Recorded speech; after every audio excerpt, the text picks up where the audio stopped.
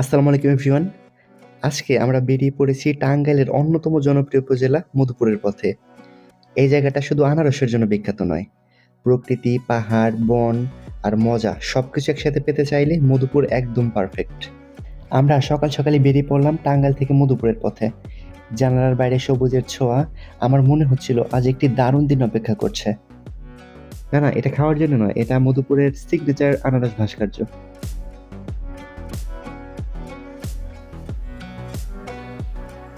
আমরা চলে এলাম আমাদের প্রথম গন্তব্য মধুপুর জাতীয় উদ্যানে। ছোট ছোট পাহাড়, ঘন বন আর পাখির কিচিরমিচির, প্রকৃতির এক অপূর্ব মিলন মেলা।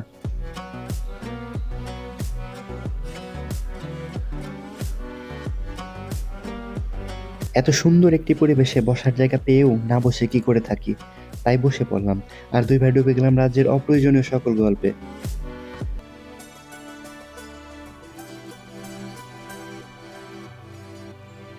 আমাদের চাইনিজ আপু প্রথমবার হাঁটছেন অ্যাজ মিস ওয়ার্ল্ড বাংলাদেশ।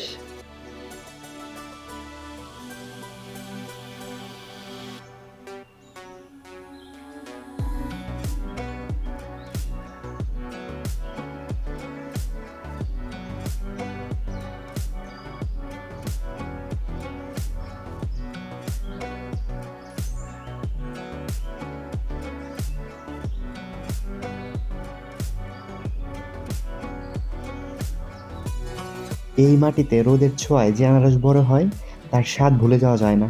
প্রতি কামড়েই মনটা জিতে নেয়। চলে এলাম আমাদের শেষ গন্তব্য রাবার বাগান।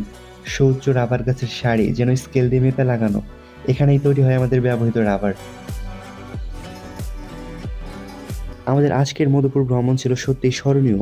আনারসের স্বাদ, প্রকৃতির সৌন্দর্য আর রাবার বাগানের অভিজ্ঞতা সব মিলে এক দারুণ দিন। এখন পালা বাড়ি ফেরার। গাড়ির জানালার পাশে বসে বসে পড়ন্ত বিকেল দেখতে দেখতে বাড়ি ফিরছি। সবাই অনেক ভালো থাকো। আল্লাহ হাফেজ।